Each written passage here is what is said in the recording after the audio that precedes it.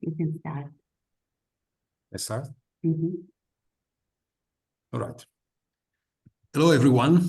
It is my pleasure today to chair this online MPC seminar titled "The Canada-United States Safe Third Country Agreement: A Critical Legal Perspective." The presenter is Hélène Mayrand, who is a full professor at the Faculty of Law at the Université de Sherbrooke.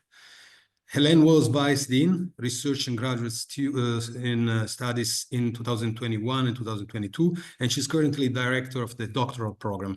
She holds a Bachelor of Laws from the University of Sherbrooke, a Master of Laws from Cambridge University, and a Doctor of Juridical Science from the University of Toronto. She teaches immigration and refugee law, legal interpretation, and theories of law.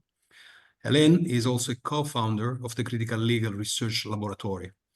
Her research has notably focused on the concept of safe third country as applied in the North American context.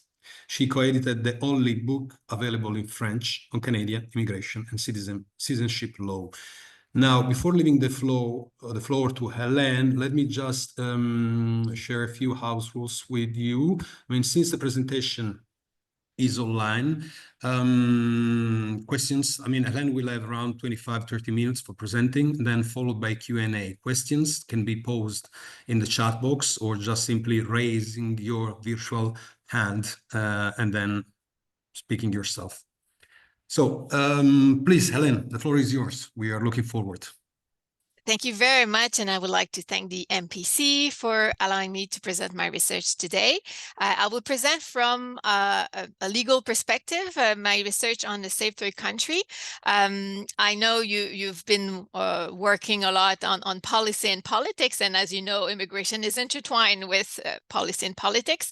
So I will also consider those issues that are particularly timely in the current context. As you know, President Trump is going to be the next president next week of the United States.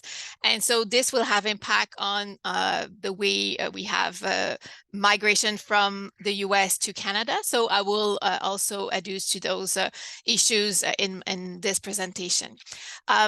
When you will ask questions, if I can see faces, I'll be happy, not just receive comments or questions in the chat, so I don't feel like I'm just talking to myself before my computer.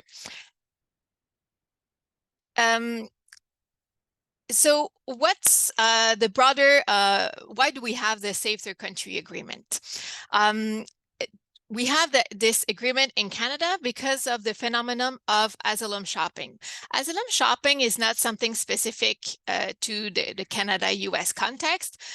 It has been recognized in the 1980s as a global phenomenon where asylum seekers would travel through different countries to find the best country for their particular situation. It could be because they wanted to have a better, they thought the country had better immigration procedures. It could be also because they had family in that country, they had more employment, or they perceived that they had more employment in that country. Also because of the access of social services. So all because of those impacts, migrants would not seek refuge in the first country they would go to, but it could be the second, third, fourth, fifth country they will travel to, and to ask for refugee protection in that country. So this phenomenon has been called asylum shopping, and countries had been destabilized by this phenomenon because they could not manage migrants. Sometimes it led to what has been termed as irregular migration. So the UNHCR recognized in 1989, here you have the communication, that it was a good idea for states to organize and to find ways to address those type of migration, to make sure that refugees are, they make a refugee claim, so to make sure that it's in accordance with the principle of non-refoulement, but at the same time, they could find ways that some refugee claims are dealt with in particular countries. So you have a Safe Third Country Agreement in Europe with the Dublin III regulation. Some of you may be more familiar with that particular agreement, and you can draw comparison with the Safe Third Country Agreement in the Canadian context. You will see ours is a bit more simpler because it's only between two states. So there is this bilateral approach that we have in Canada. So whichever country the person comes from, they could travel through several countries, but once they reach Canada or the US, then the agreement would apply. And I will explain on the next slide how it does apply. But also note that there are some unilateral approaches to the concept of safe third country and how to address this problem of asylum shopping. The example is Australia, who would designate some states as a safe third country and would send back unilaterally without an agreement, an international agreement with those states, those refugee claimants, for them to make their refugee claims in that other safe state. So what is this Safe Third Country Agreement? Here you have the full title, which is the agreement between the government of Canada and the government of the United States of America for cooperation in the examination of refugee status claims from nationals of third countries. The two main objectives that we will look today is linked to, as I said previously, how do we address the phenomenon of asylum shopping, and how do we cooperate and organize to set up a procedure for burden sharing with respect to refugee status claimants. So here I put burden sharing in quotation marks. This is the language that is used in the law. But when we set up this process that to make sure that refugees, they make their refugee claims in one of the two countries, this process has to be efficient, to organize those irregular migration, to make them more regular, and to make sure that they make the claim where they should make the refugee claim.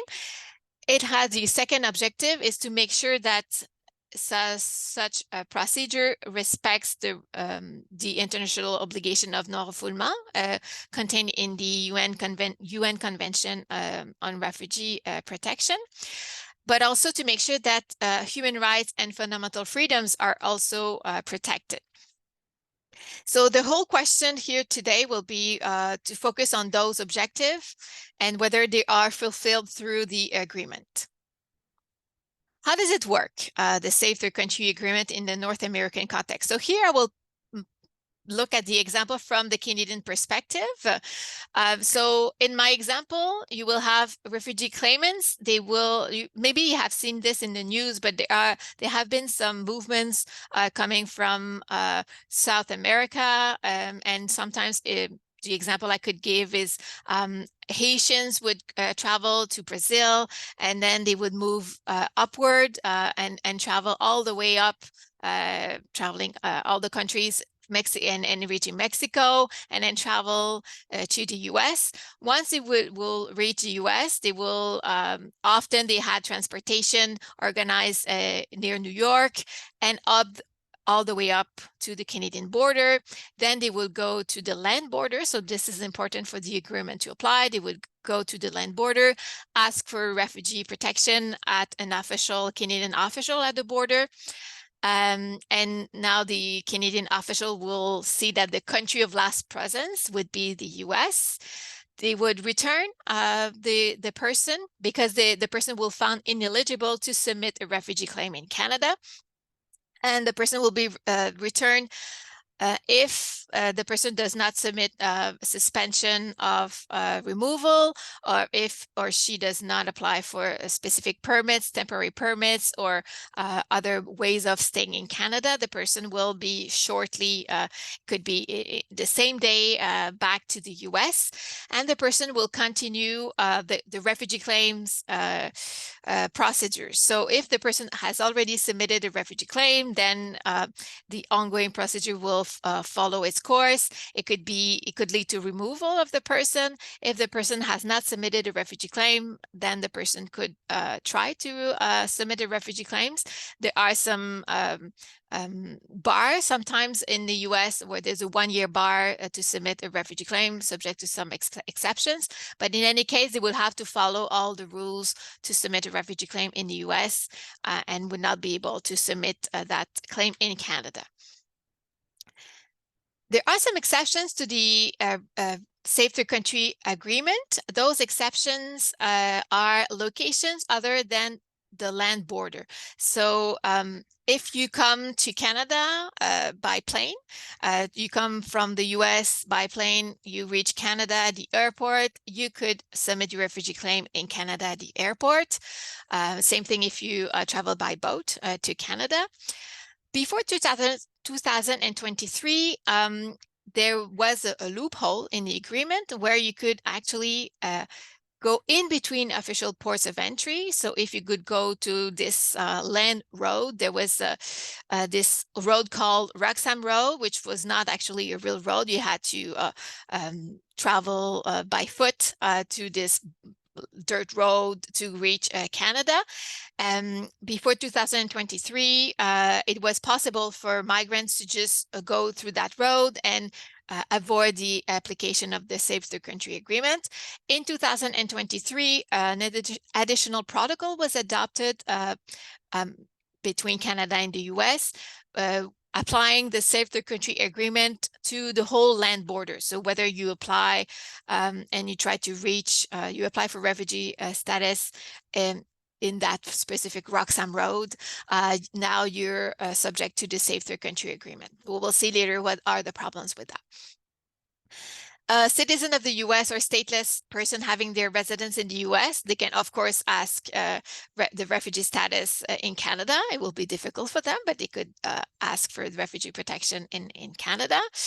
Family members, if you have family in Canada, you won't be subject to the Safe Third Country Agreement, so you could actually come and ask for refugee protection. Unaccompanied minor too won't be stopped and removed to the US. They will be able to come to Canada. Person with a valid visa or other valid admission document are not being required to obtain a visa. So this particular exception is for migrants who already have proper documentation to enter Canada. So if they have those proper documentation, then they could come to Canada and they will be able to submit their asylum claim. There's the last exception is the public interest exception. So in the agreement, there's this broad exception that both countries can apply to make sure that the agreement does not apply in the public interest. In Canada, we have only applied it in a narrowly way, only to persons subject to the death penalty. We don't have the death penalty in Canada, whereas in some states in the US, they do have the death penalty. So in those circumstances, they won't be able, the person could come to Canada and will not be sent back. In the US, however, they have adopted a broader interpretation of the public interest exception. And if you come from Canada to the US, then it will be the agent who could, on a discretionary decision, decide whether the person could stay in the US or not based on the public interest. So a broader way of understanding the public interest exception. So what are the main issues with the Safe Third Country Agreement? I could talk probably for a day about this Safe Third Country Agreement. There are some particular, it's been ongoing for several years and since 2002, and we had several problems with it. I will, for the purpose of this presentation, focus on the to link two main issues and linking the objectives of the agreement and the actual practice. So the first problem is whether this agreement really leads to the orderly processing of refugee claims. And the second issue is whether the designation of the US leads to violation of the principle of non-refoulement and of human rights. So I will address those two issues, starting with the first one. So asylum claimants in Canada. So for those of you who like statistics, here I have a really nice draft which explains all the irregular entries in Canada. And you have in teal blue, those are the irregular entries. And in regular blue, this is the total claimants in Canada, whether by plane, whether by boat, or arriving by the land border. If you want to look at the data, I put the link below so you can look at the specific data on the Canadian website. This is official data from the government. So here what happened in 2017, there was an increase in irregular entries in Canada. Before 2017, it was not considered a problem, so they would not count how many people would come irregularly in Canada. How the government for this specific data defines irregular entries in Canada and what those numbers are. It's people coming to Canada that are intercepted by the RCMP, the Royal Mounted Police in Canada. So those are the ones that we actually know they're coming and who will ask for refugee protection in Canada once they are intercepted. In 2017, until COVID, so for all the years until 2020, the main road was actually Roxham Road. So it was people would come and in Canada, on the news, it was like big waves of irregular migration in Canada. But in fact, people would actually come to officials and be identified and follow the same procedure as other refugee claimants in Canada. So the numbers were still significant, as you can see on the graph. It's in 2017, it's not quite half of all the entries in Canada of refugee claimants, but starting in 2018 and 19, it's more than a half who would go through this particular path to avoid the application of the Safe Third Country Agreement. So the first question is it if the goal of the agreement is to share burden and to make sure that the procedure is set up to find a way to efficiently address irregular entries, then the question is until at least the protocol, that additional protocol was adopted, then there was some concerns about that. So what happened in 2020, it was the COVID, so that's why the numbers are really low, until 2022, where the border between the two countries would open. And here you have an increase, even more than the previous years, of refugee claimants, both at entering irregularly and entering by other ways. What happened in 2023 is the additional protocol. So the additional protocol applied the whole to the whole land border, the Safe Third Country Agreement, and now you have a drastic decrease in irregular entries. And you have last year with 2024, where you have really, really low entries in Canada of irregular entries. So from a policy perspective, politicians could show this graph and say, well, we have really good data. We have been able to decrease irregular entries in Canada through not maybe the first version of the Safe Third Country Agreement, but with the additional protocol. So I will question this. So first question, it was the increase in irregular migration since 2023.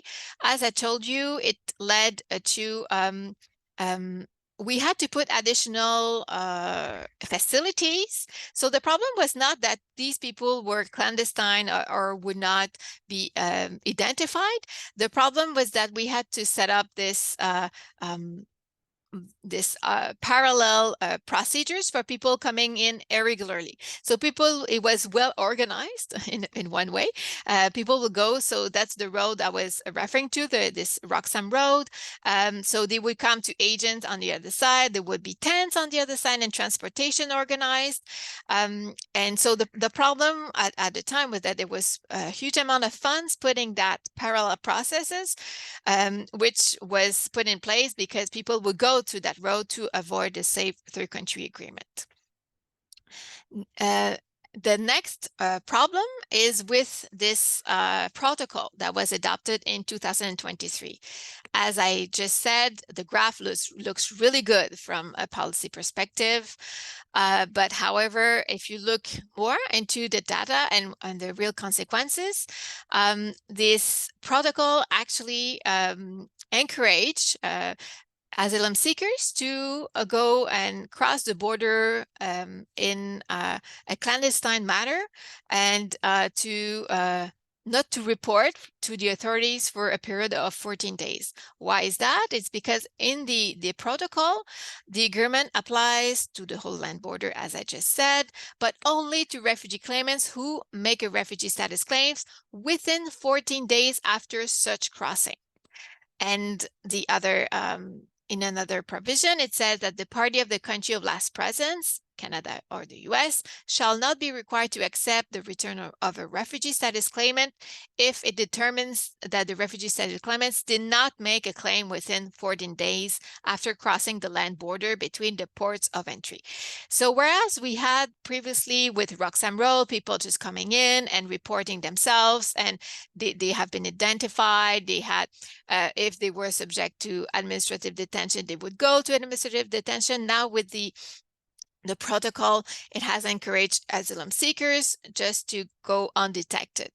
The problem is, maybe you say, oh, this is a theoretical problem, but there were evidence from intelligence sent to the Canadian government.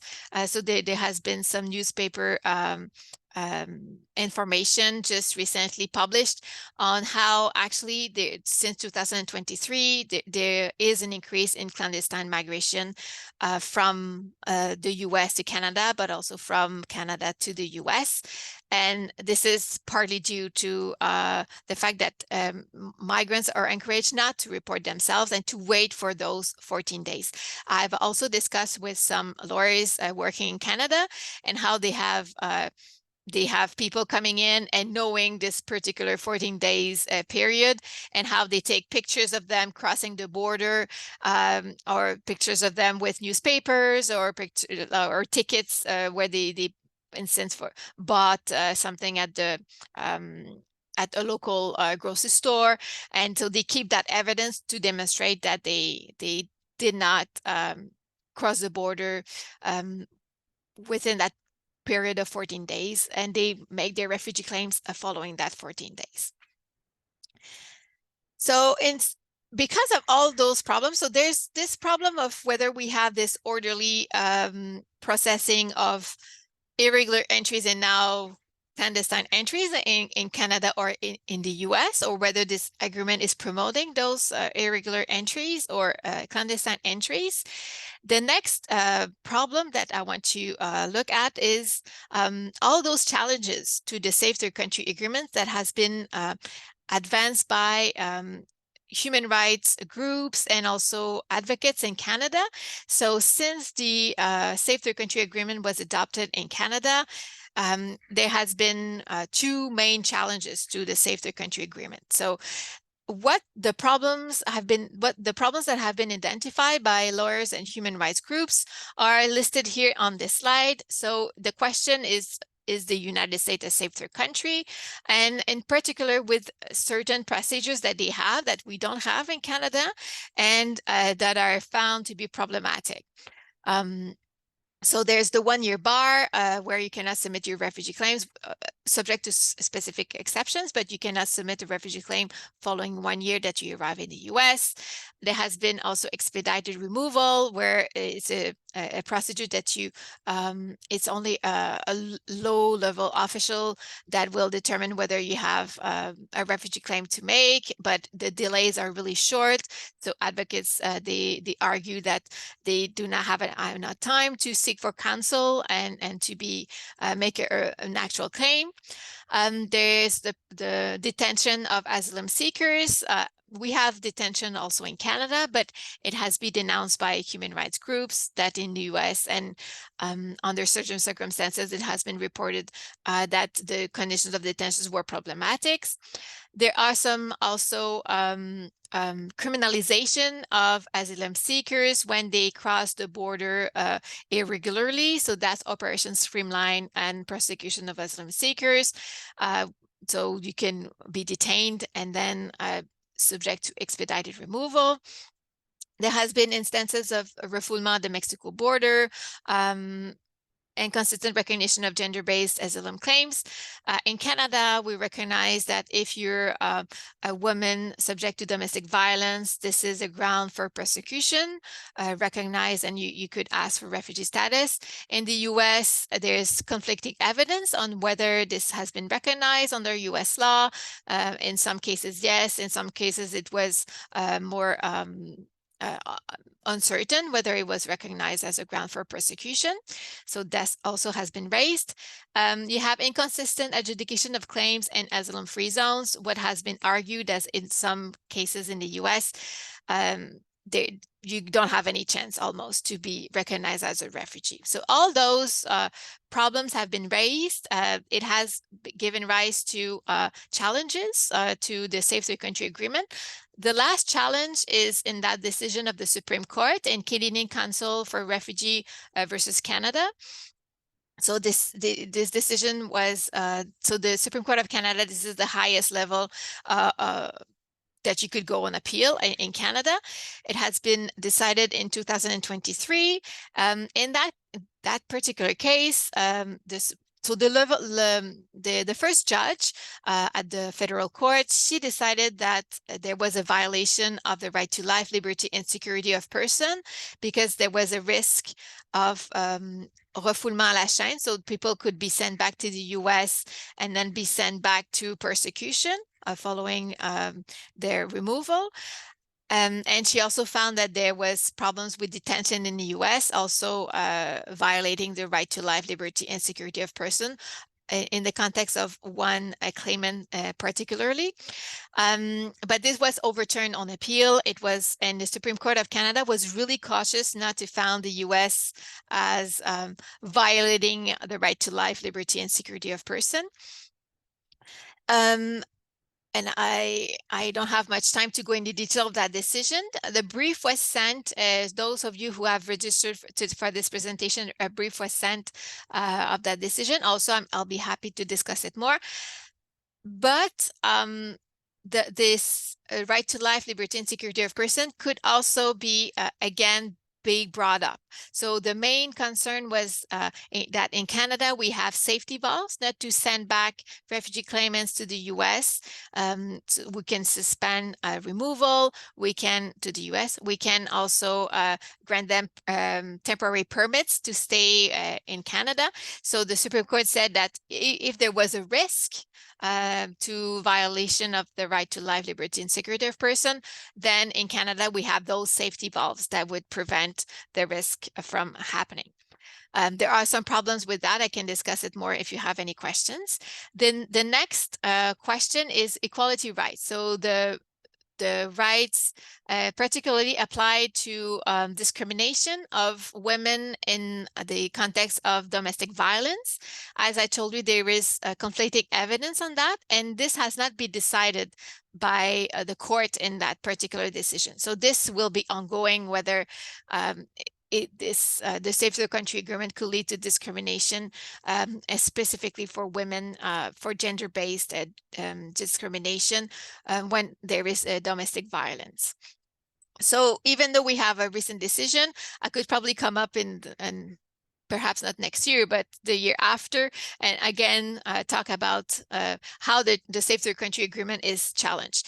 There is also the risks of the new Trump administration adopting new rules and regulation and policies, which will impact migrants impact their rights to life, liberty, security of person, and also perhaps their equality rights. So we'll see how it unfolds in the next years, but for sure we are particularly concerned about what could happen in the next few years.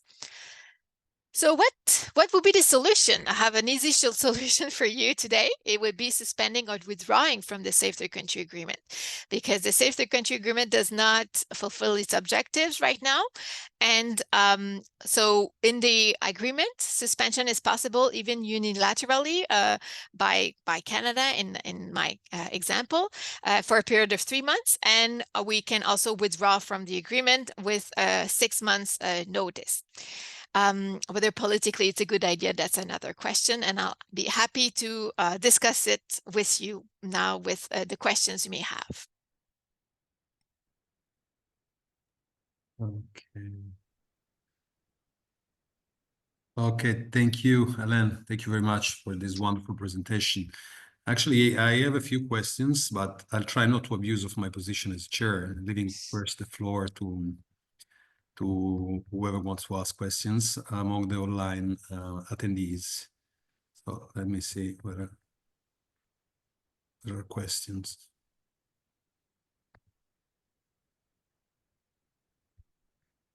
Is there anyone coming from the US? I don't think so. Okay, so I mean, let me ask first. I mean, I know, sorry, there is a hand raise. Please, Eleonora, the floor is yours if you want to introduce yourself first. Yeah, sure. Thank you very much for the presentation. My name is Eleonora. I'm a research fellow at the MPC. I am not from the US, but I'm from the EU. So I have a few questions from this side, let's say. It was very interesting to listen to you and also think about the comparison with the situation in the EU. I think one thing that struck me is that in the beginning you referred to the Dublin III regulation regarding the EU legal framework. And this is interesting because the Dublin III regulation, in fact, establishes the member state responsible for the examination of an asylum application. So it is a principle of responsibility allocation within the EU, really. And I think it is fair to say that it starts from the assumption that every asylum application of a person present on EU territory needs to be examined. And then it's really about allocating responsibility.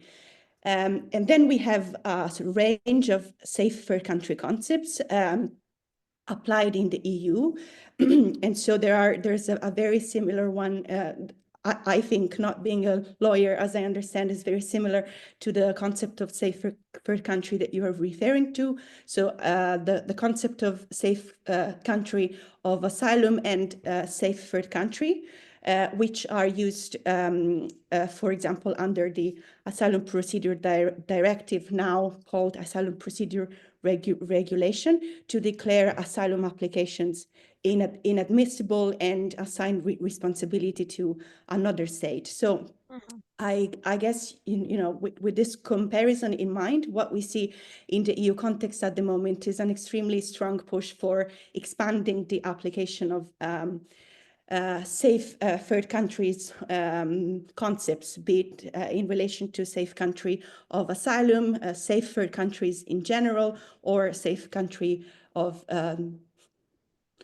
origin, which is a slightly different case. So I was wondering if you, because you sort of concluded precisely on the outlook of the application of this concept and this and the agreement in this case, do you see room for an additional shift towards the application of this concept with the view of shifting responsibility for asylum processing, or not, for the reasons that you have also illustrated?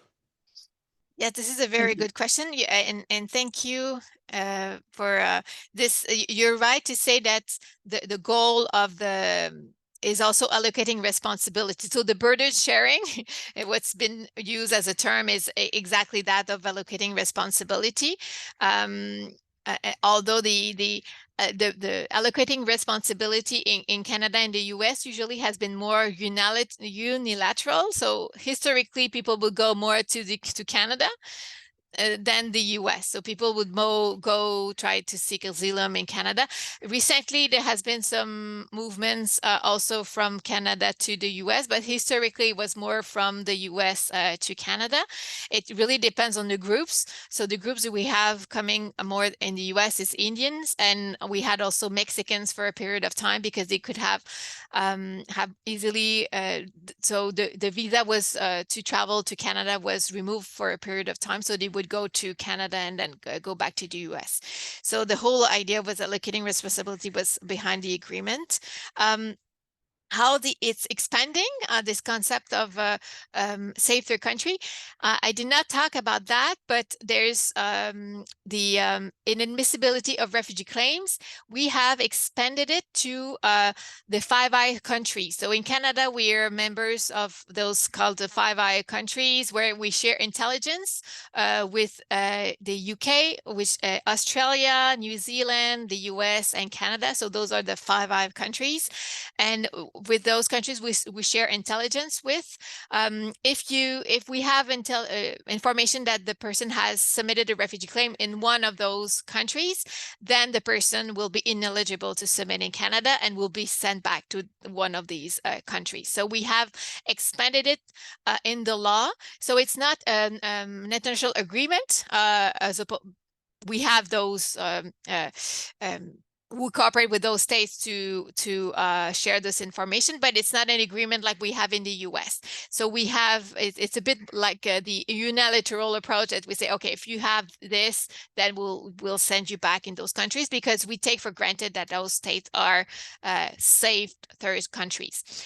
We don't have the first country of origin. We're not to that point, but for sure there's like in Europe, probably there's a push for this. So the people say we have to set up more procedures. We have to send back those the people where they should go or where they have their claims.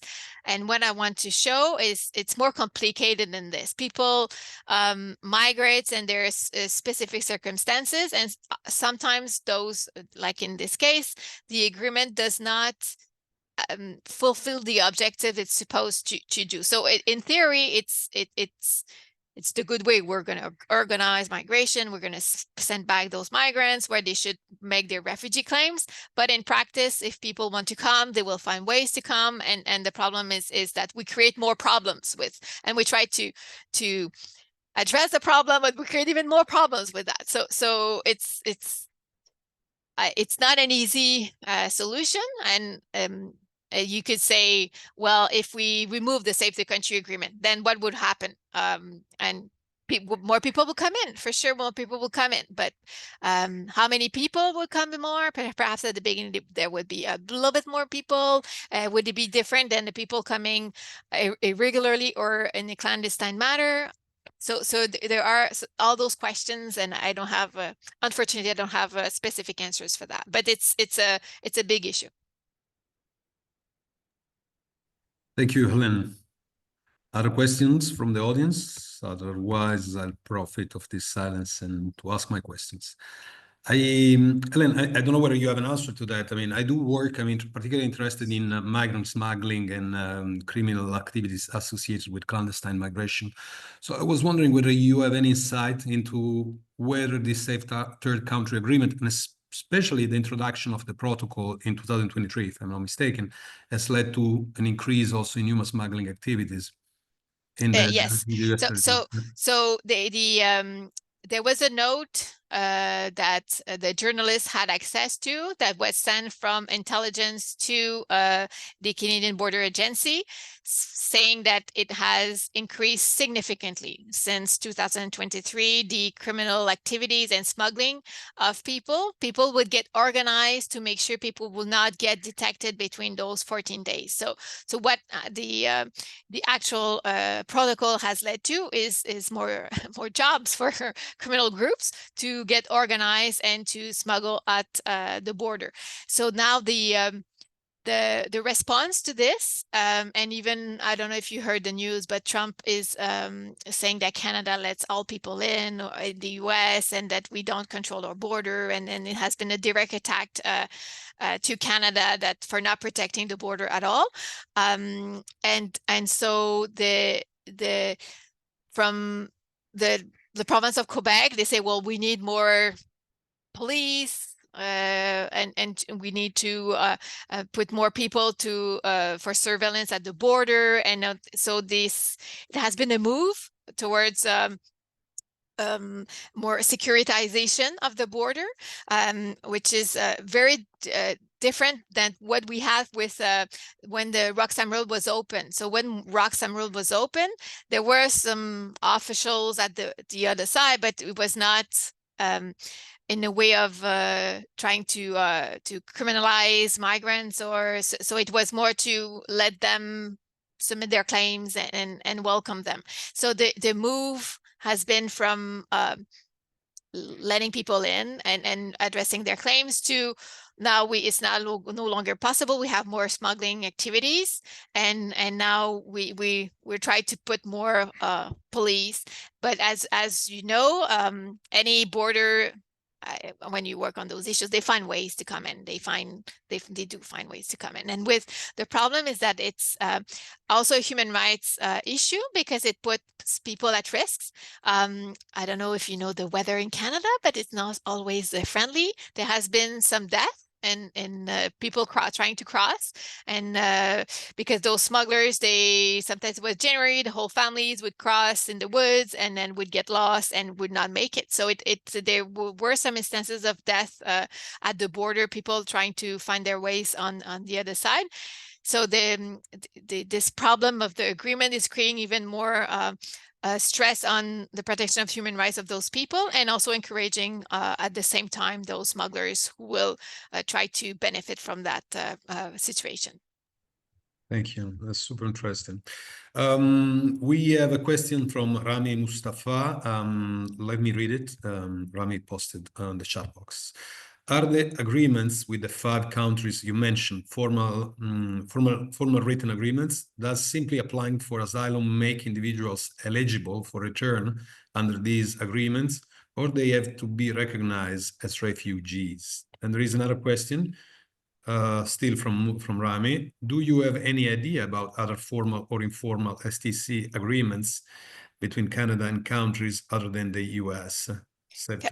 So the first question with the 5 countries, it's settled in Canadian law. So it's in Canadian law, if they have indications that a refugee has already submitted a claim. So they have, because they share information, then they have access to this data. And in Canadian law, we will send the person back. So I have to look whether those all other states, they have the same kind of law, specific law. So in this particular case, it's not an international agreement. So it's not necessarily all those 5 states agreed to do that, but Canada decided to do this. But based on the information that he or she gets, that the person that they have on this particular person. For the next question, there are no other safe third country agreement that Canada has with other countries.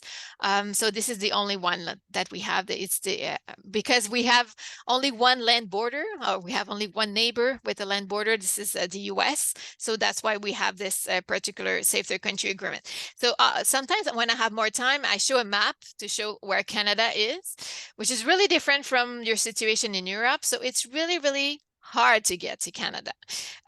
If you quite want to go by plane, then you have those visas, and then so this is controlled through checkpoints. But if you want to go by land, the only frontier is with the US, and then you have to cross all those borders. So otherwise we're surrounded by oceans, and so it takes months and months and months to reach Canada in really difficult situations. It happened in the past, boats coming into Canada, but it's really rare. So this situation has led to we have irregular migration, but nothing compared to the movements you could have in Europe. That's for sure. Thank you, Len. I think Rami would like to follow up, right? Yes, thank you so much for this amazing lecture. Thank you, Helena, for replying to my questions. My first question was because I'm always looking at things from the litigation perspective. So you mentioned that there is an agreement with those 5 countries. So that's why I asked if these agreements are formal or written. But if they are in the Canadian law, so I think, as you said, we need to look at the other 5 countries, whether their laws themselves apply. the situation, because they will be the countries who are receiving the refugees, and of course, if they receive from Canada, the rational thing that they are sending to Canada as well. So it's like bilateral. So if we want to contest these kinds of practices or review them, we need to have something written between both, like the 5 countries, so we can understand how can we contest them or litigate against them. So that was my question. But thank you so much for replying to me. It's a good point. So it's the overall cooperation is with sharing information. How it's written in Canadian law, it's based on so they use the 5 countries and the fact that we're part of those sharing information. But you're right, we do have on this particular point, I have to check for whether there are some agreements and at which level there is those bilateral or multilateral agreement with those states. But we do, in any case, when we send back a refugee or a refugee claimant, we have to have the agreement of the state. So that happens also with other states. We don't have any formal agreement. So in any particular case, we need that approval of the other states. So I have to check at which level they do agree on that. But I haven't seen anything like the Safe Third Country Agreement. So it's not at that level that they have reached that formal agreement for bilateral. So it's a good question to look at. And for litigation, I understand how to attack that. Yes, it's a good point. Okay, thank you. We have a few other questions. The first one asked by Elizabeth, do the other 5 countries routinely agree to take inadmissible asylum seekers back? Then let me ask you one more question from Andrea. What is the expectation regarding the mass deportation announced by Trump for January 20? Okay, so first question. I haven't seen that it's a problem. So usually there's cooperation among states and to take back refugees.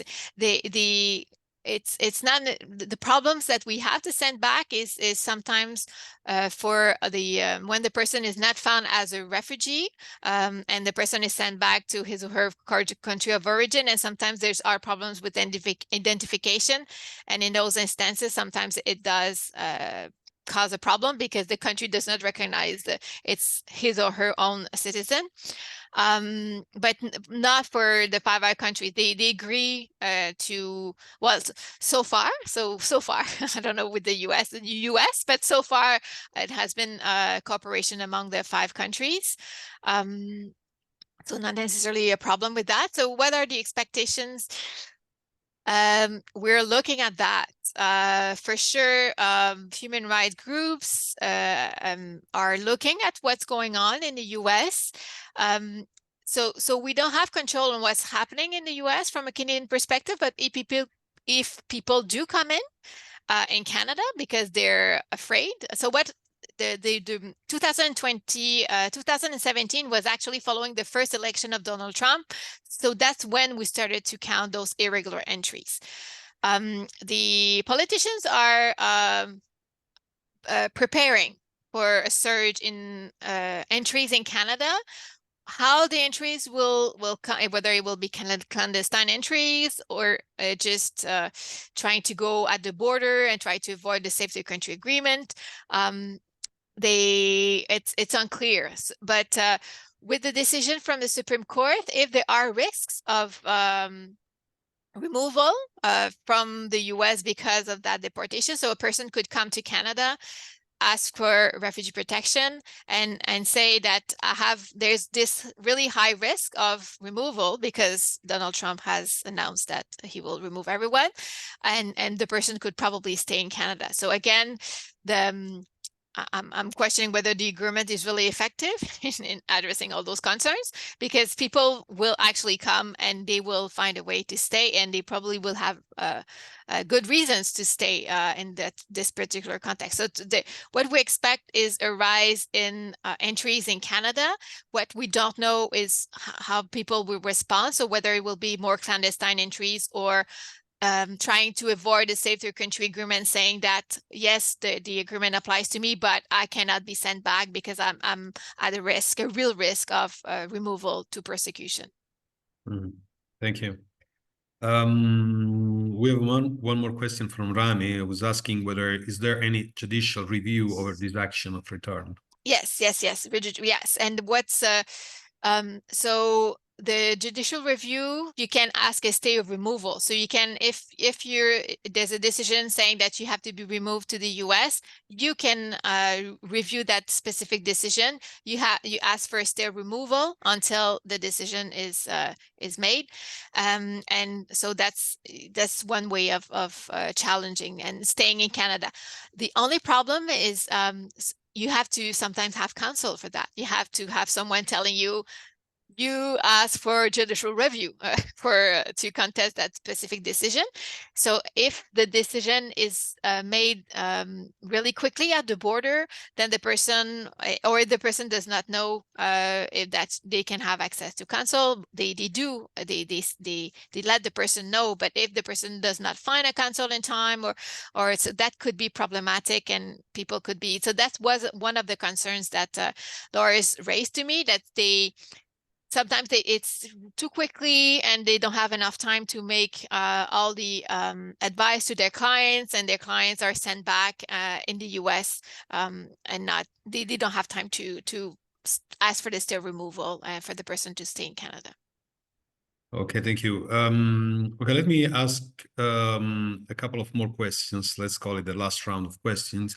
The first one is by Andrea Centrone, who's asking, as you say, there is no statistical data prior to 2017. Is it because the numbers were significantly lower in previous years? Or could it be that the migration debate began to heat up around 2015 in Europe due to a significant increase in migrant influx, therefore influencing also North American politics? That's a good point. It could probably be both. What we have seen, for sure, what's happening in Europe, the political debate has also been fed. So we were referring to this influx, to these waves, whereas it was nothing compared in Canada as what was happening in Europe. But at the same time, what triggered it's really the Trump election. So we had movements from the US to Canada a little bit before, but what happened is the Trump election. There was also sometimes politicians said that it was this tweet from Trudeau saying, for those who fear persecution, you can always come to Canada. And people were saying that, oh, Canada was so easy to have become refugee and to immigrate in Canada. So that's also been identified as something that led to an increase in irregular entries in Canada. So probably a little bit of all of that. But what I've seen in the cases, people were actually putting in the refugee claims they were making, they felt no longer that they could stay in Canada. They felt that they were discriminated for Muslim people, for example, in the US. So there was a surge in Syrians, Afghanis coming into Canada to ask for refugee claims because they felt no longer at home in the US. And there were also people saying that they felt that they were no longer welcome. They feared that it would be removed. So they in terms of how why they moved to Canada to ask for refugee protection, a lot of them, they feared what will happen, what could happen with the Trump administration at the time in 2017. So, and from the governor's perspective, you're probably right that they say, well, that's happening in Europe. Let's try to see whether it's going to happen too here, and then let's gather data. So that's maybe another reason why they started to take this data. Okay, last question. And from Baya Muri, thank you for the presentation. I was wondering, to what extent do Canadian courts support or challenge a designation of the United States as a safe third country? And how does this affect Canada's obligations under international refugee law? Okay. A really good Really good question. So there has been two full challenges to the safe third country agreements, one in 2007 and one, the one with the Supreme Court decision that I just sent that was final in 2023. In the decision in 2007 and the lower court, the second time, they both found that the United States was not a safe third country. So there are some judges at the lower courts finding that in the US, it's not a safe third country.